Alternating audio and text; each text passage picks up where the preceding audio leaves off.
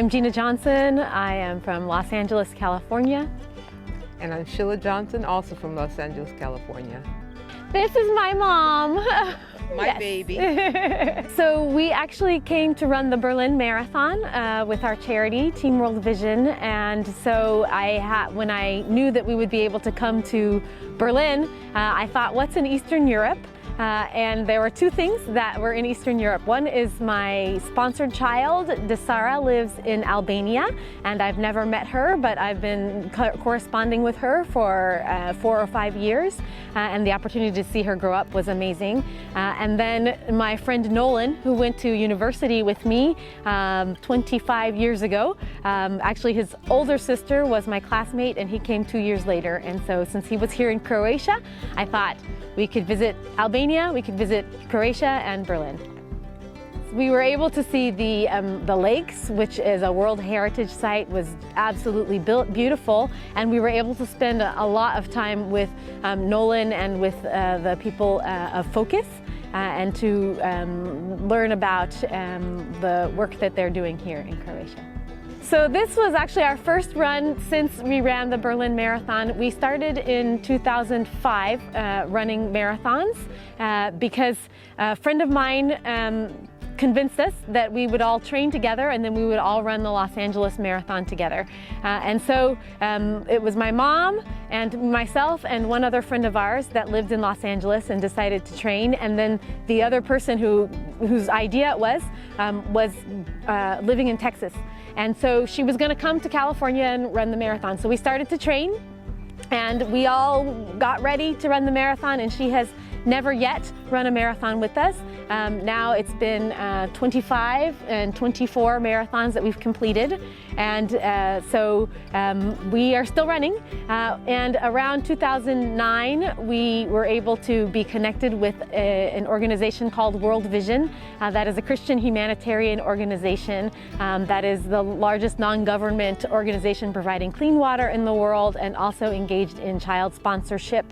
So by sponsoring a child in a community, an underserved community, we're able to bring clean water, food, education opportunities, microfinance, to teach some skills around child protection, and also some Christian discipleship. By matter of fact, I beat her in our very first marathon. We ran the first 8 miles together. We trained together that whole season, and she left me at 8, and at about mile 25, she hears people hollering my name, and she's hit the wall, and she's walking, and Mommy, I can't finish, and I'm like, we've trained too hard for this, you can do this. And I beat her by 1 second, so that's my claim to fame, that the first marathon we did, I beat her by 1 second. I qualified for Boston that year, and then we decided, well, we'll wait for her to qualify, and we've been running ever since. Marathon, my fastest marathon is 3 hours and 10 minutes in Los Angeles. Actually, probably my most recent claim to fame is at the Boston Marathon this year, 2019. I finished in 3 hours and 12 minutes, which put me in the top 25 in my age group. And so I got a really nice shirt from the Boston Marathon, which I will wear for the rest of my life. That's one. I think the other is Comrades, the ultra marathon that we've run in South Africa. So the long story, which I won't make it too long, is that the first year our charity runs for clean water in Africa and sponsorship, and so we were invited to go to Comrades, which is a 90-kilometer race. They only run it in one direction each year, so it's either uphill or downhill. And uphill means the first 13 miles are uphill and the rest is up and downhill, and downhill means that there's up and down for, many miles, and the last 13 miles are downhill.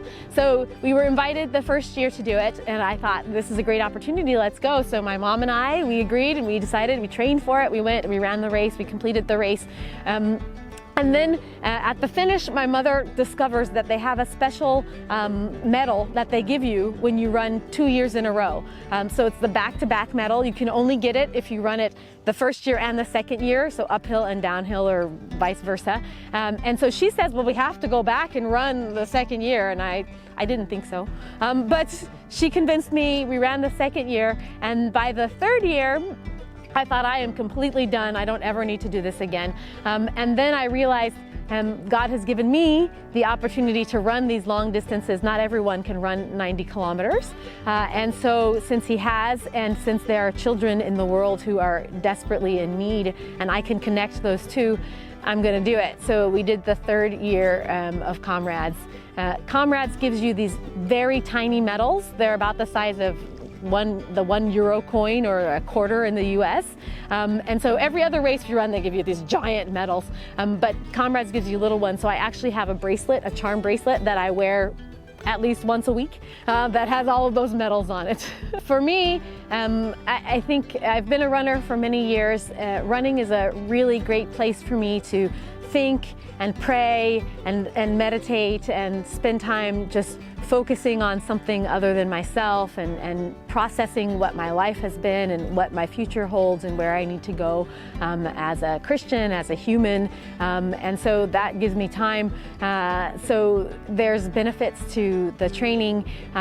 The fact that we run for children that are in need when I really don't want to run, that's super motivating. And maybe you want to share about some of the things that we've seen in the world and seen how that running helps. Yes, and for me as well, getting up early in the morning on days that I don't want to, I think about these children who don't have a choice. There are mostly girls at 6, 7, 8 years old that get up early in the morning and they go get dirty water that they have to walk 4 kilometers, 6 kilometers actually, more than once a day to get water that's probably going to kill them. And I have the comforts, let me just get up and get out here and run, because every $50 that we raise provides clean water for one person for at least 20 years, but possibly for a lifetime. And it gives me a lot of time when I'm running to pray, to see the beautiful creation that God has done and things that people that will never see up in the mountains and places like that. And often I'll say, I hear you, God, but it's like, not do I hear you, God? Okay, Lord, I'm doing what you're calling me to do. And so God has called me and given me the health to be able to get out there and run and help provide for those less fortunate. And so I do. My husband and I have 11 sponsored children right now all over the world, and we're blessed that we're able to just be a small part of helping save lives. We train for a full marathon. It's months of training, usually around 4 months of training. And while we're training, we're telling our friends, you don't have to run. But if you will donate $50 to this organization who are expert in getting water projects completed that will actually give clean water in communities where they do not have access. World Vision is a Christian humanitarian organization who is well known throughout the world. They work with local governments. They work actually with local people. They don't go into communities until they've been invited, and then they're invited, and then they work with local water engineers, people who really know the systems that are going to be able to be effective and will be sustainable. And so that's their duty, and all we have to do is train and invite our friends. We tell them, you don't have to run. If you just give some money, then we'll do the running and you can change lives. They have, they call them the Legends Club, so people who've impacted 50,000 American dollars, which winds up being about 1,000 lives that are impacted. So we have both impacted over 1,000 lives with our running. Running is just an activity that I do. I actually am a pediatrician in my day-to-day work, which means I take care of children. I work at a community health center in Los Angeles, the greater Los Angeles area of California.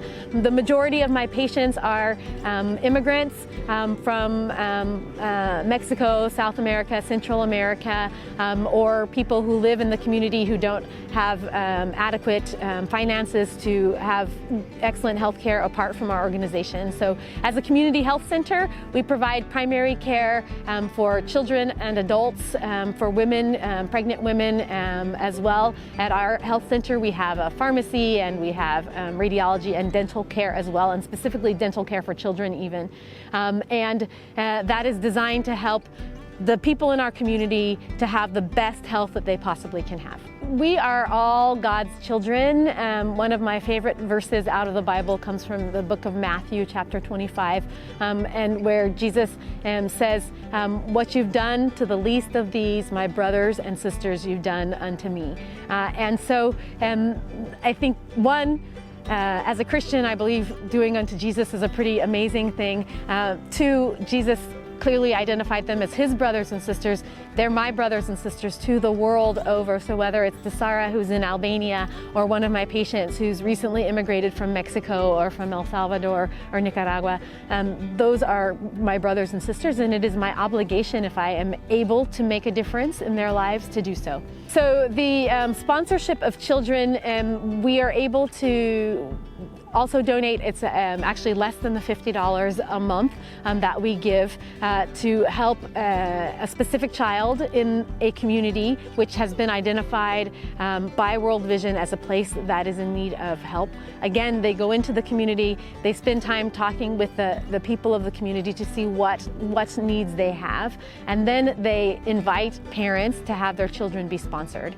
Sponsoring one child actually impacts 5 children in the community, because the money is pooled together to help the children of the community. So again, it may be water so that the children don't have to go and get dirty water and get sick and miss school. It may be providing clean water in the school. It may be providing housing for teachers who don't live immediately in the community and otherwise could not help. It may be health education. It may be providing a home for the doctors who work at the health center. It may be immunizations. Probably one of my favorite things that we visited in Uganda was a community health center that very similar to what I work at in the US, where they have their health educators go into the community. At the health center, they identify children who are underweight.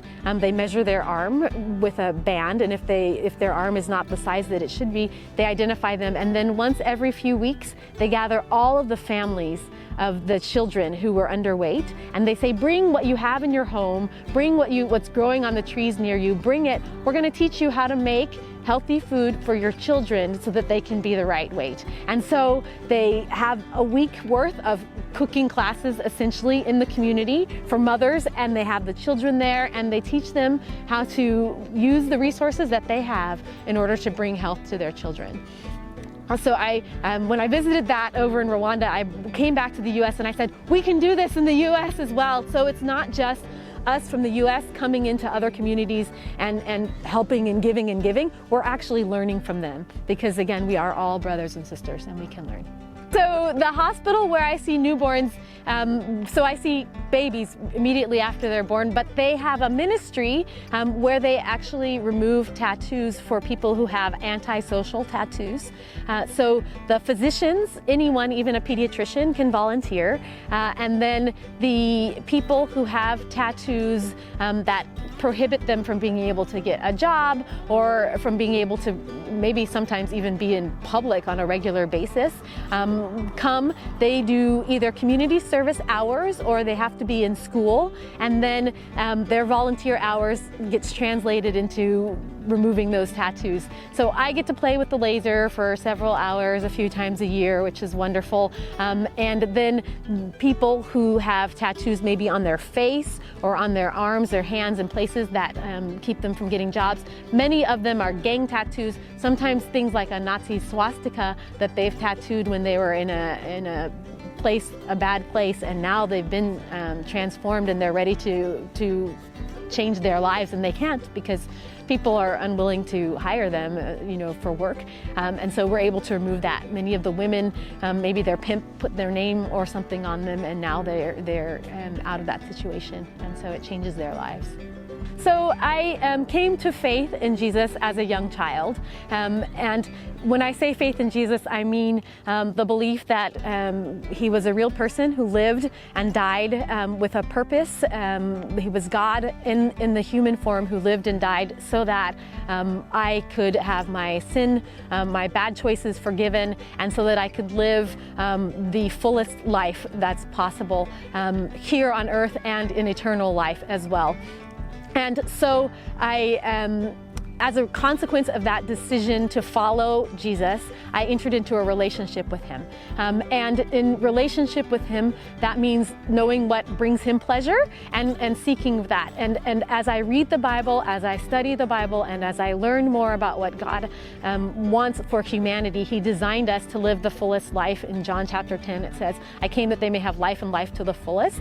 And that means for me to have full life, but also to bring full life to the rest of the people that I'm able to impact. And so for me to have full life means that I get to go run marathons with my mom. I get to go visit Croatia and Berlin and do wonderful things. It means that my day job includes impacting lives and seeing children grow up healthy, and seeing now I've been in practice for almost 20 years, seeing another generation of healthy children. Their parents that were my patients are now bringing their babies in to see me.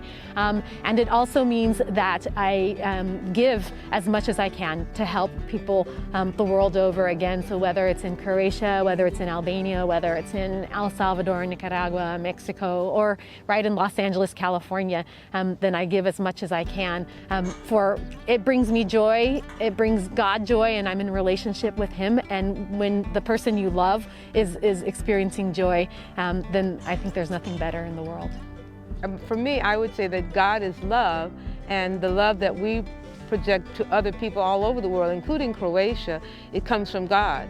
And if God is love and I'm showing love, then I'm inviting them in to be part of that same love. And the intimate relationship that I have with God is he has blessed my family, the people I'm around, and people inspire me, and people tell me that I inspire them, and my inspiration comes from God, reading his word and what he calls me to do. And so everything that I've done, my husband, my family, the things we do, the places we go, the things we've done, but not just Team World Vision, but our lives in general, is all about the love that God has projected to me. And so I wanted to extend that same love to the community. And it's been beautiful here in Croatia, just meeting and smiling, and just the little things. I don't have to Bible thump to you. I can smile and speak and just have a word and pray for Croatia as well.